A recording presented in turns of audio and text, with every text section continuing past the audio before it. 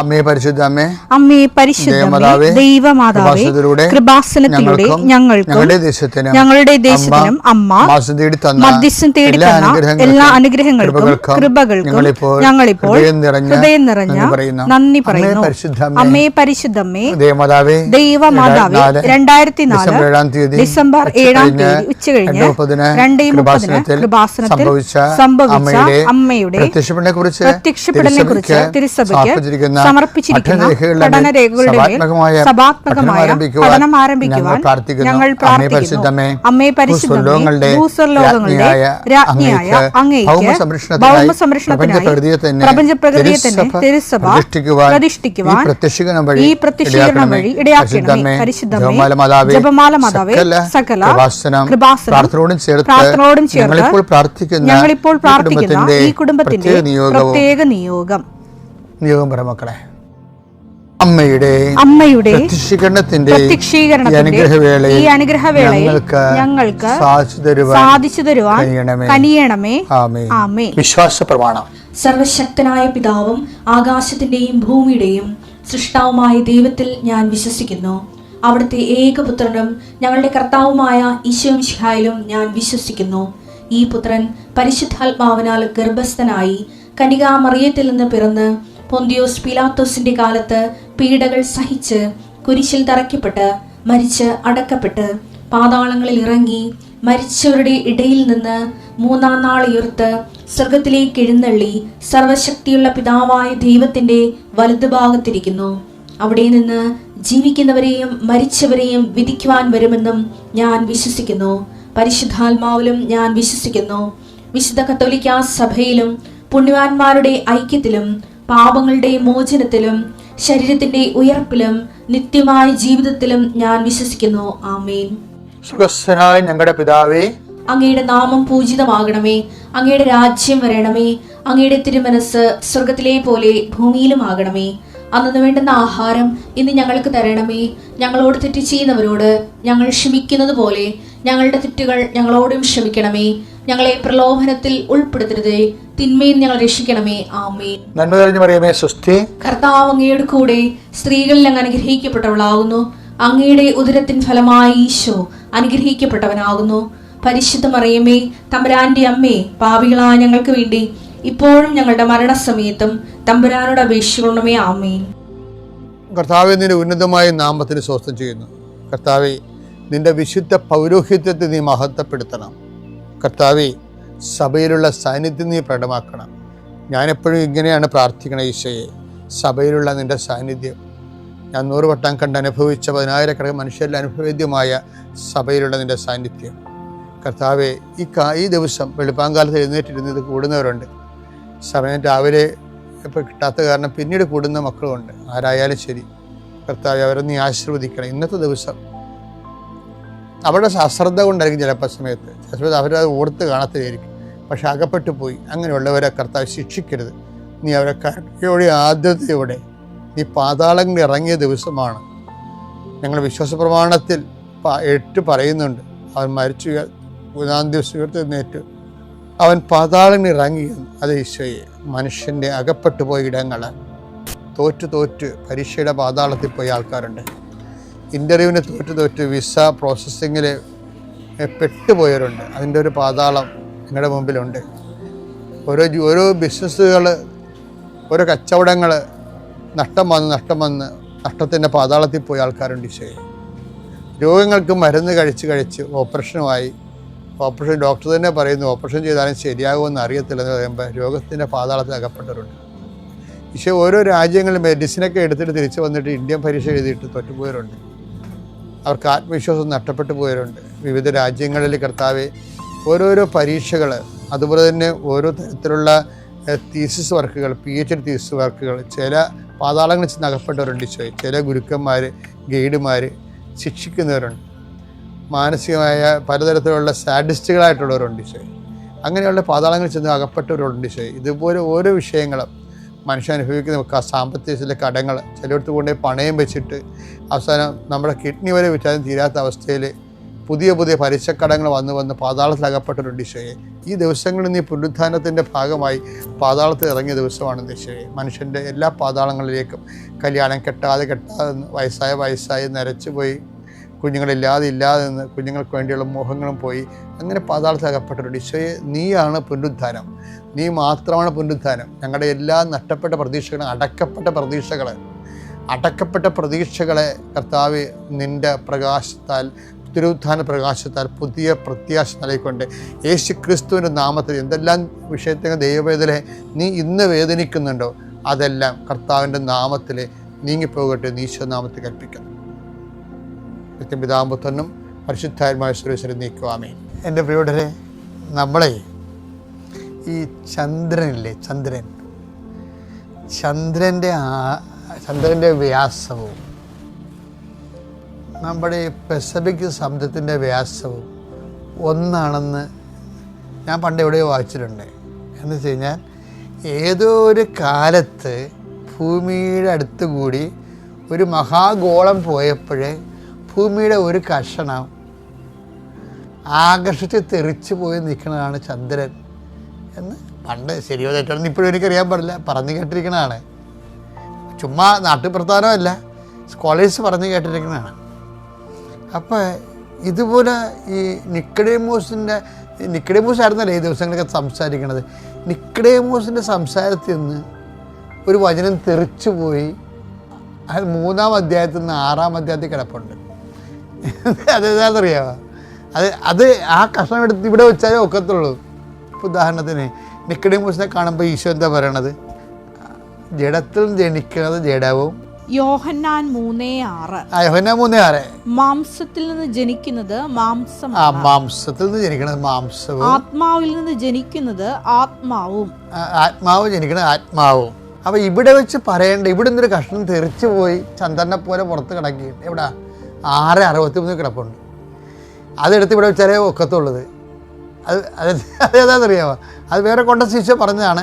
പക്ഷേ ആത്മാവാണ് ജീവൻ നൽകുന്നത്. ജഡത്തിൽ നിന്ന് ജനിക്കുന്ന ജഡവും ആത്മാവിൽ നിന്ന് ജനിക്കുന്നത് ആത്മാവും എന്ന് പറഞ്ഞാൽ 3:6. ഇനി 6:63 എന്താണ്? ആത്മാവാണ് ജീവൻ നൽകുന്നത്. ആത്മാവാണ് ജീവൻ നൽകുന്നത്. ശരീരം ഒന്നിനും ഉപകരിക്കുന്നില്ല, ജഡം ഒന്നിനും ഉപകരിക്കുന്നില്ല. നിങ്ങളോട് ഞാൻ പറഞ്ഞ വാക്കുകൾ ആത്മാവും ജീവനുമാണ്. എൻ്റെ പേര് ഷാനി സുനീർ. ഞാൻ പള്ളുരുത്തി തോപ്പുംപടിയിൽ നിന്ന് വരുന്നു. ഞാൻ ഉടമ്പടി എടുത്തത് 15/10/2024. ഞാൻ ഉടമ്പടി എടുക്കാനുണ്ടായ സാഹചര്യം, ഞാൻ പൂനെ ഒരു IT കമ്പനിയിലായിരുന്നു 3 വർഷമായി ജോലി ചെയ്തിരുന്നത്, പൂനെ മഹാരാഷ്ട്ര. അവിടെ നിന്നും നാട്ടിൽ വന്നതിന് ശേഷം എനിക്ക് ഒരുപാട് കുടുംബ പ്രശ്നങ്ങളും ഒക്കെ ഉണ്ടായി. മാനസികമായും ഞാൻ വളരെ ബുദ്ധിമുട്ടിലായിരുന്നു. ഒരു ദിവസം ഒരു അമ്മ എൻ്റെ സ്വപ്നത്തിൽ പ്രത്യക്ഷപ്പെട്ടിട്ട് എൻ്റെ അടുത്ത് പറഞ്ഞു, നീ എൻ്റെ വീട്ടിലേക്ക് വരൂ, നിനക്ക് ഞാൻ എല്ലാം നൽകാം. ഒരു നീല സാരി ഉടുത്ത അമ്മയാണ്. അന്ന് തുടങ്ങി ഞാൻ ആ അമ്മയെ എല്ലാ ആൾക്കൂട്ടങ്ങളിലും തിരയാറുണ്ട്, എനിക്കറിയില്ല എവിടെയാണെന്ന്. എൻ്റെ ഭർത്താവ് ഒരു ബസ് ഡ്രൈവറാണ്, അതുകൊണ്ട് ബസ്സിൻ്റെ വ്ളോഗുകളൊക്കെ കാണാറുണ്ട്. യൂട്യൂബിൽ അങ്ങനെ ട്രാൻസ്പോർട്ട് ബസ്സിൻ്റെ ഒരു വ്ളോഗ് കണ്ടുകൊണ്ടിരുന്നപ്പോൾ കൃപാസനത്തിലേക്കുള്ള ബസ്സാണ്. ആ റൂട്ട് പറഞ്ഞു, കൃപാസനത്തിൻ്റെ അഡ്രസ്സ് പറഞ്ഞു. അപ്പോൾ ഞാനത് സെർച്ച് ചെയ്ത് നോക്കി.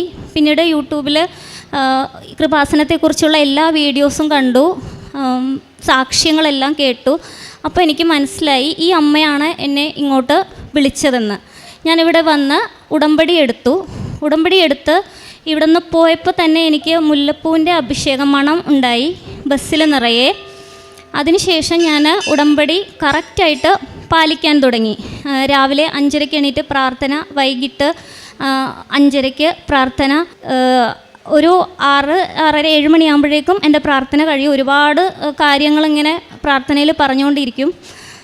അതിനുശേഷം ഞാൻ എൻ്റെ ഹസ്ബൻഡിനോടും പറഞ്ഞു, ഞാനിങ്ങനെ പ്രാർത്ഥിക്കുന്നുണ്ട്. ഞാനൊരു മുസ്ലിമാണ്. ആദ്യം പുള്ളിക്ക് എതിർപ്പായിരുന്നു, പിന്നീട് പതിയെ അത് മാറി തുടങ്ങി.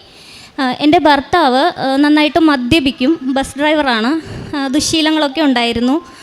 ഞാൻ പ്രാർത്ഥിച്ച് എനിക്ക് പൂനെയിലായിരുന്നതുകൊണ്ട് ഞങ്ങളുടെ മാരേജ് സർട്ടിഫിക്കറ്റ് കിട്ടിയിരുന്നില്ല. ഇവിടെ വന്ന് അത് എടുക്കാൻ വേണ്ടിയിട്ട് ഞാൻ മെനക്കെട്ടില്ല എന്നുള്ളതാണ് സത്യം. അപ്പോൾ ഉടമ്പടിയിൽ വന്ന് അച്ഛൻ്റെ പ്രാർത്ഥന അതിൽ കേട്ടോണ്ടിരുന്നപ്പോൾ, ഉടമ്പടിയിലെ നിയമങ്ങൾ കേട്ടോണ്ടിരുന്നപ്പോൾ വിശുദ്ധീകരണം എന്നൊരു വാക്ക് എൻ്റെ മനസ്സിൽ തട്ടി. വിശുദ്ധീകരണമില്ലാതെ ഉടമ്പടി ചെയ്തിട്ട് കാര്യമില്ല. അപ്പോൾ ഞാൻ വിചാരിച്ചു നിക്കാഹ് മാത്രമേ കഴിഞ്ഞിട്ടുള്ളൂ, ഞാനൊരു മുസ്ലിമാണ്, അപ്പോൾ മാരേജ് സർട്ടിഫിക്കറ്റ് എനിക്ക് അത്യാവശ്യമാണ്, അത് വിശദീകരണത്തിൻ്റെ ഭാഗമാണ്. ഞാൻ അതിനെ അപ്ലൈ ചെയ്തു. ഇപ്പോൾ 90 ദിവസം കഴിഞ്ഞിട്ടില്ല എൻ്റെ ഉടമ്പടി. അതിനുള്ളിൽ എനിക്ക് ആ മാരേജ് സർട്ടിഫിക്കറ്റ് കിട്ടി. എൻ്റെ ഒന്നാമത്തെ സാക്ഷ്യം ഇതാണ്. അമ്മയ്ക്ക് നന്ദി. 4 വർഷമായിട്ട് എനിക്ക് ആ ഉടമ്പടി ഈ സർട്ടിഫിക്കറ്റ് ലഭിച്ചിട്ടില്ലായിരുന്നു. അതെനിക്ക് ഉടമ്പടി 90 ദിവസം തികയുന്നതിന് മുൻപ് തന്നെ അമ്മ വാങ്ങിത്തന്നു. രണ്ടാമത്തെ സാക്ഷ്യം എന്ന് പറയുന്നത്, എൻ്റെ ഭർത്താവ് മദ്യപിക്കുമെന്ന് പറഞ്ഞു. ഞാൻ ഉടമ്പടി എടുത്തതിന് ശേഷം ഒരു ദിവസം എൻ്റെ ഭർത്താവ് 15 വയസ്സിൽ തുടങ്ങിയ മദ്യപാനമാണ്. SSLCക്ക് പഠിക്കുമ്പോൾ. അത് ഭർത്താവിൻ്റെ അമ്മ പറഞ്ഞ് എനിക്കറിയാം, ഭർത്താവ് പറഞ്ഞ് എനിക്കറിയാം. അങ്ങനെ അദ്ദേഹം മദ്യപിച്ച് വന്ന് കിടക്കുന്ന ഒരു സമയത്ത് രാത്രി 2 മണിവരെ ഞാൻ അദ്ദേഹത്തിൻ്റെ പാദത്തിൻ്റെ അരികിലിരുന്ന് തളർന്ന് കരഞ്ഞിരിക്കുമ്പോൾ പെട്ടെന്ന് ഞാൻ ഞാൻ അദ്ദേഹത്തിൻ്റെ പാദത്തിലേക്ക് നോക്കിയപ്പോൾ യേശുദേവൻ്റെ ഈ ക്രൂശിത രൂപമാണ് ഞാൻ കണ്ടത് അവിടെ അദ്ദേഹത്തിൻ്റെ പാദത്തിൽ. ഒരു 2 മിനിറ്റോളം ഉണ്ടായിരുന്നു. ഞാൻ പെട്ടെന്ന് പേടിച്ചു പോയി. പറയാനും ആരുമില്ല. അങ്ങനെ ഞാൻ നേരം വെളുത്തപ്പോൾ അദ്ദേഹത്തോട് പറഞ്ഞു. അന്ന് മുതൽ അദ്ദേഹത്തിന് മദ്യപാനമില്ല. പൂർണ്ണമായും മദ്യപാനം അദ്ദേഹം ഉപേക്ഷിച്ചു. അദ്ദേഹം അത് കേട്ടതോടുകൂടി എന്തോ ആപത്ത് വരാൻ പോവുകയാണെന്നുള്ള പേടി ഉള്ളിലുണ്ടായിരുന്നു. ഞാൻ ജപമാല റാലിക്ക് വന്നപ്പോൾ ഒരു ചേച്ചിയെ പരിചയപ്പെട്ടു. ആ ചേച്ചി വർഷങ്ങളായിട്ട് ഇവിടെ ഉടമ്പടി പുതുക്കിക്കൊണ്ടിരിക്കുന്ന ഒരു ചേച്ചിയാണ്. ആ ചേച്ചിയോട് ഞാൻ ചോദിച്ചു, എന്താണ് ഇങ്ങനെ കണ്ടത്, എന്തെങ്കിലും കുഴപ്പമുണ്ടോ? അപ്പോൾ ആ ചേച്ചി പറഞ്ഞു, ഇല്ല, അത് നിൻ്റെ ഭർത്താവിൻ്റെ പെരുവിരൽ മുതൽ യേശുദേവൻ നിൻ്റെ വീട്ടിൽ വന്ന് അവനെ വിശുദ്ധീകരിച്ചതാണ്. ഇനി ഒരു തെറ്റും അവൻ ചെയ്യില്ല. അത് സത്യമാണ്. ഈ 31-ാം തീയതി ക്രിസ്മസ് ന്യൂ ഇയറിലൊക്കെ മദ്യപിക്കാത്ത ആളുകളില്ല. എൻ്റെ ഭർത്താവിൻ്റെ അമ്മ 15 വയസ്സ് മുതൽ ഇന്ന് വരെ എൻ്റെ ഭർത്താവിനെ ആ ദിവസങ്ങളിൽ മദ്യപിക്കാതെ കണ്ടിട്ടില്ല. ഇതെൻ്റെ അമ്മ തന്ന ഏറ്റവും വലിയ അനുഗ്രഹമായി ഞാൻ കരുതുന്നു. അടുത്തതായിട്ട്, എനിക്ക് പൂനെയിൽ ജോലി ചെയ്യുമ്പോൾ അവിടുത്തെ ക്ലൈമറ്റ് കൂടുതലും തണുപ്പാണ്. IT കമ്പനി രാവിലെ 7:30 കയറിയാൽ വൈകിട്ട് സന്ധ്യയ്ക്ക് 8:30 മണിയാവും ജോലി കഴിഞ്ഞ് ഇറങ്ങുമ്പോൾ. ഫുൾ സെൻട്രലൈസ്ഡ് AC, 2000-ഓളം സ്റ്റാഫ് ഇരിക്കുന്ന സ്ഥലത്ത് അത്രയും AC-യിലിരുന്ന് മരവിച്ചാണ് ജോലി ചെയ്യുന്നത്. രാത്രി ആകുമ്പോൾ അസ്ഥി വലിക്കുന്ന വല്ലാത്ത വേദന. പെടലിയുടെ ബാക്ക് സൈഡിൽ കോൾ സെൻറ്റർ ആയതുകൊണ്ട് ഒരു നിമിഷം പോലും ഹെഡ്സെറ്റ് ഊരി വെക്കാൻ പറ്റില്ല. അപ്പോൾ ആ വേദന രാത്രി ആകുമ്പോഴാണ്. ഒരുപാട് ഡോക്ടേഴ്സിനെ കാണിച്ചു, പെയിൻ കില്ലർ മാത്രമേ തരുന്നുള്ളൂ, ജോലിയുടെ സ്ട്രെസ്സാണ്, അത് മാറില്ല എന്ന് പറഞ്ഞു. 3 വർഷത്തോളം അവിടെ ജോലി ചെയ്തു. നാട്ടിൽ വന്നിട്ട് ഈ വേദന സഹിക്കാൻ പറ്റുന്നില്ല. ഉടമ്പടി എടുത്ത് 2 ആഴ്ച കഴിഞ്ഞപ്പോൾ ഞാൻ ഒരു ദിവസം രാത്രി ഇതുപോലെ വേദന വന്നപ്പോൾ എനിക്ക് വിശുദ്ധ തൈലം ഓർമ്മ വന്നു. ഞാൻ യൂട്യൂബ് സാക്ഷ്യങ്ങളെല്ലാം കാണാറുണ്ട്, ഒരെണ്ണം പോലും ഞാൻ ഒഴിവാക്കാറില്ല. അച്ഛൻ്റെ ആരാധനയിൽ ഞാൻ പങ്കുചേരാറുണ്ട് ഓൺലൈനിൽ, അതൊന്നും ഞാൻ മുടക്കാറില്ല. ഈ വിശുദ്ധ തൈലം ഞാൻ എൻ്റെ കാലിലും ഈ പെടലിയുടെ ഭാഗത്തും പുരട്ടി. അന്ന് തുടങ്ങി എനിക്ക് ആ വേദന പിന്നീട് വന്നിട്ടില്ല. പക്ഷെ ഞാനത് അറിഞ്ഞിട്ടില്ല, വേദന മാറി എന്നുള്ള കാര്യം ഞാൻ അറിഞ്ഞിട്ടില്ല. പിന്നീട് എനിക്ക് അന്ന് മുതൽ മാതാവിനെ എനിക്ക് സ്വപ്നത്തിൽ കാണാറുണ്ട്. എൻ്റെ കയ്യിൽ മാതാവിൻ്റെ ഒരു ഫോട്ടോയോ ഒരു രൂപമോ ഒന്നും ഉണ്ടായിരുന്നില്ല. ഒരു ദിവസം 2:30 മണിക്ക് ഞാൻ സ്വപ്നത്തിൽ കണ്ടത് മാതാവ് കടലിൽ നിന്ന് ഉയർന്നു വരുന്നു. അത് നമ്മളിവിടെ പ്രദക്ഷിണത്തിന് കൊണ്ടുപോകുന്ന, ഉടമ്പടി എടുക്കുമ്പോൾ കൊണ്ടുപോകുന്ന ആ മാതാവിൻ്റെ രൂപമാണ്. അത് പൊങ്ങി വന്നിട്ട് ഞാനതെടുത്ത് എൻ്റെ വീട്ടിൽ കൊണ്ടുവന്ന് മുല്ലപ്പൂ മാല ഇട്ടതായിട്ട് സ്വപ്നം കണ്ടു. അപ്പോൾ എനിക്ക് മനസ്സിലായി, എനിക്ക് ആരോടും ഇതിനെപ്പറ്റി ചോദിക്കാൻ അറിയില്ല, മാതാവ് തന്നെയാണ് പറഞ്ഞു തരുന്നത്.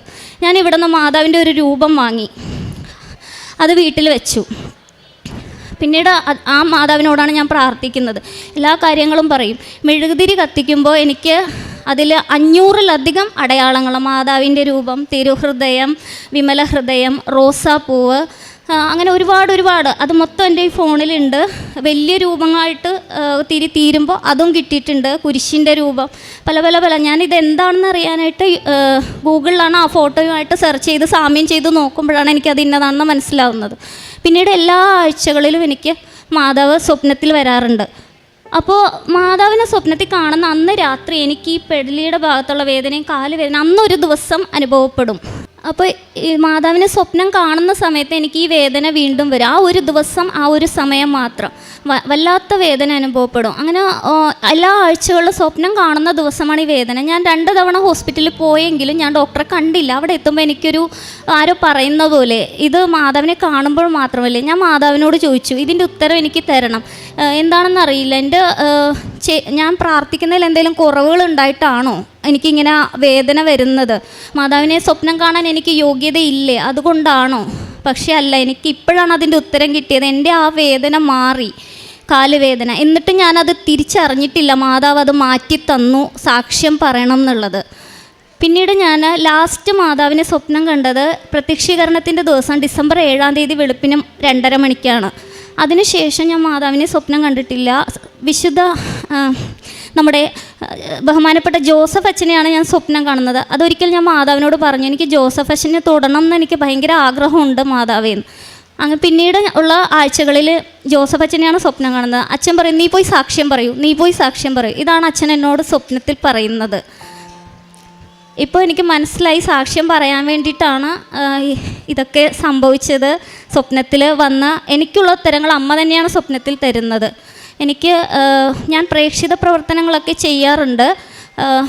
ഞാൻ ചെയ്യുന്നത് എൻ്റെ വീടിൻ്റെ അടുത്തുള്ള കൊത്തലങ്കോ എന്ന് പറയുന്ന ബുദ്ധിമാന്യം സംഭവിച്ച കുട്ടികളും ആളുകളും താമസിക്കുന്ന 50 പേരടങ്ങുന്ന ഒരു സ്ഥലമുണ്ട്. അവിടെ എല്ലാ ആഴ്ചയിലും അവർക്ക് ഫുഡ് ഉണ്ടാക്കും. അത് ഒരു 3-4 പേര് കൂടി ചേർന്നാണ് ചെയ്യുന്നത്. അവരുടെ കൂട്ടത്തിൽ ഞാനും പങ്കാളിയാണ്. എൻ്റെ കൈവച്ച് സഹായിച്ചുണ്ടാക്കും. അതുപോലെ അതിൽ ഞാൻ സാമ്പത്തികമായും ചെയ്യാറുണ്ട്. കൊണ്ടുപോയി അവർക്ക് ഫുഡ് കൊടുക്കും. വൃദ്ധസദനങ്ങളിൽ പോകാറുണ്ട്. പിന്നെ പത്രം ഇവിടെ നിന്ന് കിട്ടിയത് ഞാൻ കൊടുക്കുന്നത് ഇടപ്പള്ളിയിൽ പള്ളിയുണ്ട്, ഒരു വലിയ പ്രശസ്തമായ പള്ളിയാണ്. അവിടെ ഒരുപാട് ആളുകൾ ഡെയിലി വരുന്നതാണ്. അപ്പോൾ അവർ വരുന്ന സമയത്ത് കൊണ്ടുപോയി അരമണിക്കൂറിനുള്ളിൽ എൻ്റെ പത്രം തീരും. എല്ലാവരും സന്തോഷത്തോടെ വാങ്ങിച്ചുകൊണ്ട് പോകാറുണ്ട്. പിന്നെ ചെയ്യുന്നത്, ഞാൻ പറഞ്ഞറിഞ്ഞിട്ട് 7 പേര് ഇവിടെ വന്നിട്ടുണ്ട്. ഒരു കൂട്ടുകാരി വളരെ ആഗ്രഹിച്ചിരുന്നു, വരാൻ സാധിക്കായിരുന്നു. അപ്പോൾ എൻ്റെ ചിലവിൽ ഞാൻ ആ കൂട്ടുകാരിയെ കൊണ്ടുവന്നു. ആ പൈസയുടെ ഇരട്ടി പൈസ അന്ന് വൈകുന്നേരം എവിടെയെന്ന് അറിയില്ല, അധികമായിട്ട് എൻ്റെ ഭർത്താവിന് അന്ന് കിട്ടി എൻ്റെ കയ്യിൽ തിരിച്ചെത്തി. അന്ന് തന്നെ മാതാവ് അതെനിക്ക് തിരിച്ചു തന്നു. അങ്ങനെ ഒരുപാട് അനുഗ്രഹങ്ങൾ അമ്മ എനിക്ക് തന്നിട്ടുണ്ട്. ഞാൻ ആ അനുഗ്രഹങ്ങൾക്ക് എല്ലാത്തിനും ഇവിടെ നന്ദി പറയാനായിട്ടാണ് ഇന്നിപ്പോൾ വന്നിരിക്കുന്നത്. എൻ്റെ ജീവിതത്തിൽ നേരത്തെ എന്ന് പറയുന്നത് ജോലി ഉണ്ടായിരുന്നു, ഒരുപാട് പൈസ അക്കൗണ്ടിൽ വരും, ഞാൻ എല്ലാ കാര്യങ്ങളും അതിൽ നിന്ന് ചെയ്യും. അപ്പോൾ എനിക്ക് മറ്റുള്ളവർ പറയുമ്പോൾ ഞാനെല്ലാം ചെയ്യുന്നുണ്ടല്ലോ, ഇനി മറ്റുള്ളവരുടെ വാക്കെന്തിനാ കേൾക്കുന്നത്, ഞാനെല്ലാം തികഞ്ഞ് എല്ലാം ചെയ്യുന്ന ആളാണ്, അപ്പോൾ ഇനി അതൊന്നും കേൾക്കേണ്ട ആവശ്യമില്ല എന്നുള്ളൊരു ചിന്താഗതി ഉണ്ടായിരുന്നു.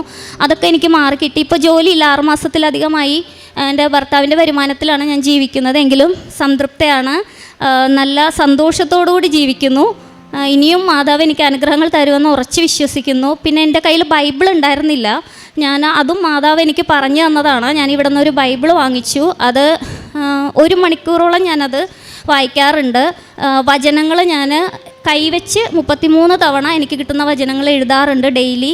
എല്ലാ ദിവസവും എനിക്ക് പ്രാർത്ഥനയുടെ സമയത്ത് മുല്ലപ്പൂവിൻ്റെ ഗന്ധം, മുല്ലപ്പൂ വിരിയുന്ന മണമാണ് വരുന്നത്. ഈ കഴിഞ്ഞ ഡിസംബർ 26-ാം തീയതി ഞാൻ വാങ്ങിച്ച മാതാവിൻ്റെ സ്വരൂപത്തിൽ നിന്നും കണ്ണിൻ്റെ താഴെയായിട്ട് ഇങ്ങനെ സുഗന്ധം ഒഴുകുന്ന ഒരു പാടുണ്ടായിരുന്നു. അതിന് മുന്നേ ആ പാടുണ്ടായിരുന്നില്ല. ഞാനതെല്ലാം ഫോട്ടോ എടുത്ത് വീഡിയോ എടുത്ത് സിസ്റ്റർ കാണിച്ചു. അത് കുറച്ച് സമയമേ ഉണ്ടായിരുന്നുള്ളൂ. അപ്പോൾ അതിൽ നിന്ന് വന്ന സ്മെല്ല് മുല്ലപ്പൂവിൻ്റെ അത്തർക്കുപ്പി പൊട്ടിക്കുമ്പോൾ ഉള്ള സ്മെല്ലായിരുന്നു. കുറച്ച് സമയം ഉണ്ടായിരുന്നുള്ളൂ. അത് ഞാൻ എല്ലാവർക്കും കാണിച്ചു കൊടുത്തു. പിന്നെ സാക്ഷ്യങ്ങളെല്ലാം കേട്ട് ഷെയർ ചെയ്യാറുണ്ട്. അതുപോലെ ഈ കാര്യങ്ങളൊക്കെ പറയാറുണ്ട് എല്ലാവരോടും. യെശയ്യാ പ്രവാചകന്റെ പുസ്തകം 9-ാം അധ്യായം 2-ാം തിരുവചനം അരുളി ചെയ്യുന്നു, അന്ധകാരത്തിൽ കഴിഞ്ഞ ജനം മഹത്തായ ഒരു പ്രകാശം കണ്ടു, കൂരിരുട്ടിൻ്റെ ദേശത്ത് വസിച്ചിരുന്നവരുടെ മേൽ പ്രകാശം ഉദിച്ചു. ഷാനി സുനീർ തൻ്റെ ജീവിതത്തിൽ ഇന്ന് തനിക്ക് പരിശുദ്ധ അമ്മ ആരാണ്, ഈശോ ആരാണ്, എങ്ങനെ തനിക്ക് അവർ എത്രയും പ്രിയപ്പെട്ടവരായി, താൻ അവർക്ക് എത്രയും പ്രിയപ്പെട്ട മകള് എങ്ങനെയായിത്തീർന്നു, ഇതാണ് ഈ സാക്ഷ്യത്തിലുടനീളം നമുക്ക് മനസ്സിലാവുക. തൻ്റെ ജീവിതത്തിൽ താൻ എങ്ങനെയാണ് ഈ ആലയത്തിലേക്ക് കടന്നു വരുന്നത്.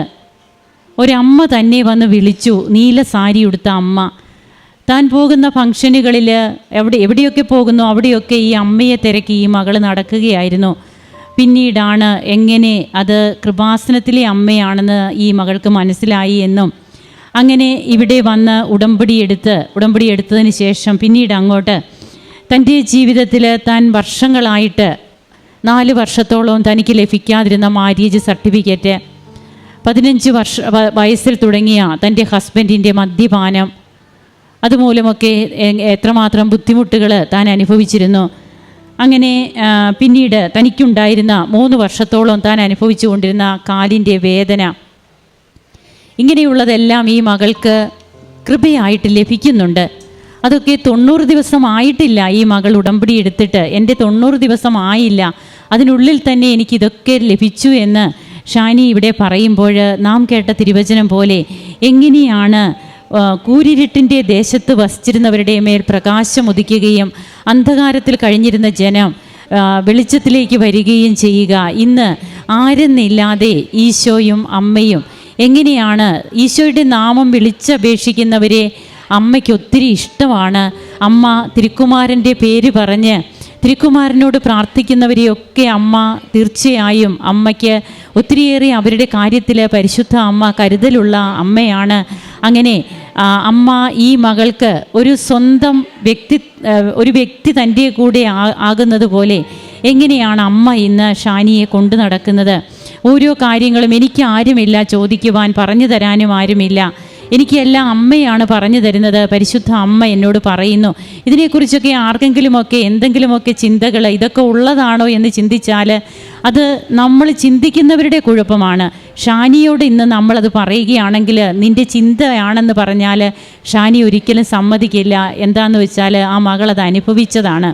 അതുകൊണ്ട് തൻ്റെ ജീവിതത്തിൽ ദൈവം എങ്ങനെ തനിക്ക് സാന്നിധ്യമാകുന്നു, അതുകൊണ്ടല്ലേ സഞ്ചാരി മാതാവ് എന്ന് പറഞ്ഞ ജനങ്ങൾ തന്നെ അമ്മയെ വിളിക്കുന്നത്.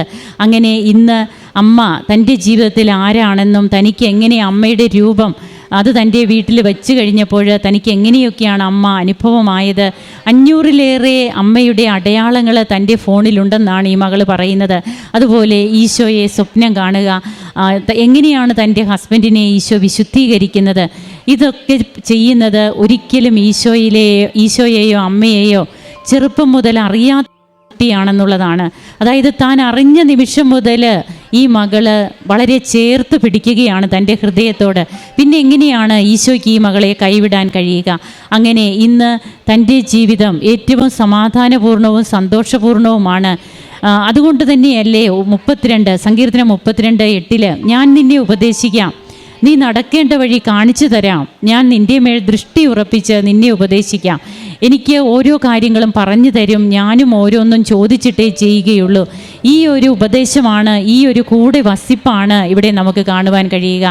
അങ്ങനെ ഇന്ന് തൻ്റെ ജീവിതത്തിൽ തനിക്ക് കിട്ടിയതൊക്കെ നേട്ടമാണെന്നാണ് ഈ മകൾ പറയുക. ഇന്ന് തനിക്ക് ജോലിയില്ലാത്തതിൽ വിഷമമില്ല. എനിക്ക് ഇന്ന് ഞാൻ സംതൃപ്തയാണ്, സമാധാനമുണ്ട്. എനിക്കെൻ്റെ അമ്മയും ഈശോയും കൂടെ ഉള്ളത് കൊണ്ട് തന്നെ ഞാൻ ഏറ്റവും കൃതജ്ഞതയുള്ളവളാണെന്ന് ഇവിടെ നിന്ന് ലോകം മുഴുവനുമായി പറയുന്നു. അതുപോലെ ബൈബിൾ വായന, കാരുണ്യ പ്രവർത്തനങ്ങൾ, പ്രേക്ഷിത പ്രവർത്തനം, ഇതൊക്കെ എത്ര തീഷ്ണതയോടെയാണ് ഈ മക്കളൊക്കെ ചെയ്യുക. അങ്ങനെ ഈശോ ഇന്ന് എങ്ങനെ ലോകത്തിലേക്ക് ഈശോയെ എങ്ങനെയാണ് ഈ മകള് കൊണ്ടു നടന്നു കൊടുക്കുന്നത്. താൻ മൂലം എത്ര പേരിവിടെ വന്നു, താൻ ഓരോരുത്തരെ കൊണ്ടുവന്ന് അവർക്ക് വേണ്ടി പൈസ മുടക്കി ഉടമ്പടി എടുപ്പിക്കാൻ കൊണ്ടുവരുമ്പോൾ അതിന് ഇരട്ടിയായിട്ട് തനിക്ക് അന്ന് ദിവസം തന്നെ ആ പ്രതിഫലം ലഭിക്കുന്ന രീതിയിലും അമ്മ തൻ്റെ ജീവിതത്തിൽ ഇടപെടുന്നു. ഓരോന്നും ചെറുതും വലുതുമായ ഒത്തിരിയേറെ കാര്യങ്ങൾ ഈ മകൾ ഇവിടെ പങ്കുവെച്ചു. നമുക്കൊക്കെ അമ്മ ജീവിക്കുന്ന സാക്ഷ്യമായിട്ട് ഇന്നിവിടെയുണ്ട്. ഡിസംബർ 7 പ്രത്യേകത എന്ത്, അതൊക്കെ അമ്മ എങ്ങനെ ഈ മകൾക്ക് ഓരോ കാര്യങ്ങളായിട്ട് ഈ മകൾക്ക് കാണിച്ചു കൊടുക്കുന്നു. അങ്ങനെ തൻ്റെ ജീവിതത്തിലുടനീളം ഈശോയെയും അമ്മയെയും ചേർത്ത് പിടിക്കുന്ന ഈ മകളോടൊപ്പം കരങ്ങളടിച്ച് നമുക്ക് ഈശോയ്ക്കും അമ്മയ്ക്കും നന്ദി പറയാം. യേശുവേ നന്ദി, യേശുവേ സ്തുതി, യേശുവേ ആരാധന.